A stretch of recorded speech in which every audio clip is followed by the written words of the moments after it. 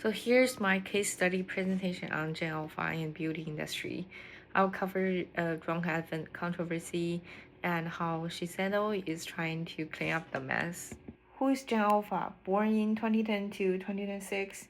So the oldest ones are only 16 years old. They occupy 13% of US population and they spend 4.7 billion on beauty products, and their spending power is expected to grow until 5.5 trillion based on Statista. Let's take a look at the timeline. In October 2019, Shiseido acquires Drunk Elephant for $845 million. And so at that time, D has a clean beauty, strong Sephora presence, and premium pricing brand image. So moving forward to late 2023, Drunk Elephants, the bronzy drops go viral on TikTok. So you can see on the left side is a TikTok cover, and a kid is holding the product and like introducing how it is good for them. Um, so the kids discovered it by themselves and started filming videos in Sephora aisles, and the hashtag Sephora Kids trend exposed. So at that time, Drunk Elephant never said, buy our product if you are 10. But they also never said, hey, maybe don't. That's not good for you. So that silence became a PR problem. And by early 2024, the backlash begins. The dermatologists started going on social media saying these active ingredients can actually damage developing skin. And then in the first quarter 2025, the sales dropped 65% year on year. And right now, they are still doing the adult folks rebranding. So let's take a look at the industry situation.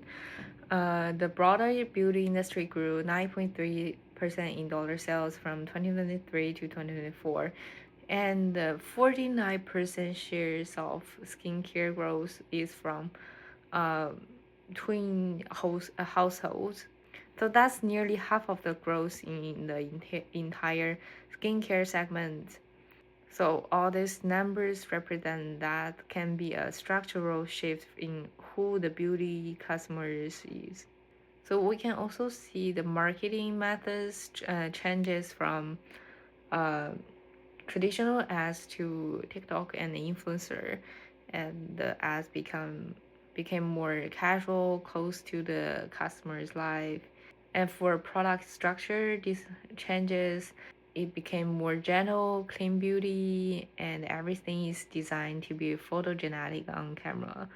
The packaging become cuter, more colorful, and social friendly, and functions are entertained. That brings some real tensions, like children's using anti-aging products, and leads to some ethical issues. The some potent active ingredients shouldn't be on a 10 years old children face. So the regulators are also starting to pay attention. For the business impact, does Shiseido benefit from this trend? We can see at the end of 2022 to early 2023, the stock price went up to around $50. And then when the backlash hits, you can see the stock price just keeps going down through the 2024 and 2025. And we can also see the brand's sales plunged 65% in the first quarter 2025. The Sephora case trend destroyed the brand reputation. So for long term, before 2022, their stock price was about like over $70, but now it's under $20. That's a 71% decline. And let's take a look at Shiseido fiscal reports. And in 2023, the Drunk Elephant sales got a moderate growth. They have a positive net income for Shiseido, about $154 million. Their revenue is about $7 billion, and their stock price was $40 until 2024. Though their revenue is even higher than prior year, but their net income had a $71 million loss, and their stock price went down to $25. And when it comes to 2025, the situation became even worse. They got a $271 million loss, and their stock price went down to $14. Though for the 2026 forecast is about 2 to 5% growth for Drunk Elephant, but that still depends on the actual turnaround and how the public reacts on the brand.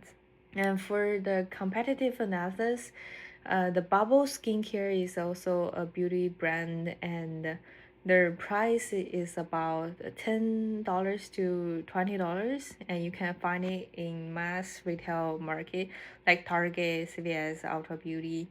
But you can also only find Drunk Elephant at usually Sephora, and their price is about $50 to $100. That's quite premium price. And for Bubbles, approach is to going directly to the younger consumer, and they are being really transparent on the age and target audiences and also price. So when the kid beauty trend went viral, they got a strong growth, and they can still expanding their distribution and grow constantly. But for Drunk Elephants, the products are not designed for kids, and so when the short-term boost, their sales went up, but soon they dropped 65% in 2025. And for their social strategy, they're also different. The D is based on the influencer on TikTok, but Bubble is community driven and co-creation with Gen Z.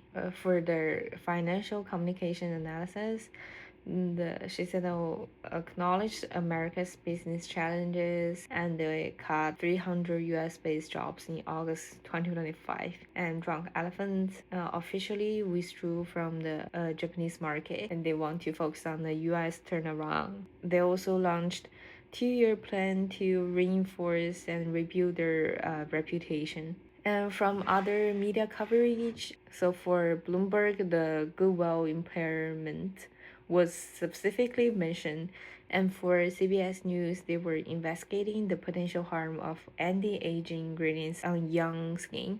And for Business of Fashion, they argue that the brand's popularity with Gen Alpha was a double-edged sword, and that can alienate its higher spending millennial and Gen X audiences. The brand also takes some actions like erase all prior social media content and relaunch the feed with mature and minimalist aesthetics. On the left, you can see that's their current Instagram page, and they also had geographic expansion. They launched exclusive partnership with ARC store for South Africa market, because that's a brand new market and people doesn't know a lot about the controversy.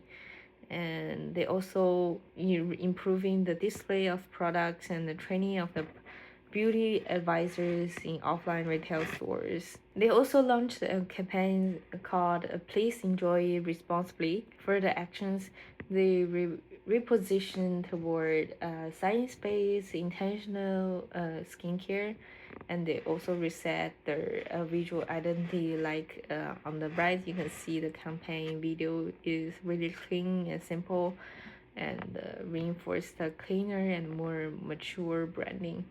They also reduced the Gen Alpha association and refocused messaging on skin health. I think my recommendations are they can introduce product lines based on different age segmentations. They can also include dermatology education in their online or offline stores, and they can also redesign the packaging to match their like a more mature market target audiences. So that's it.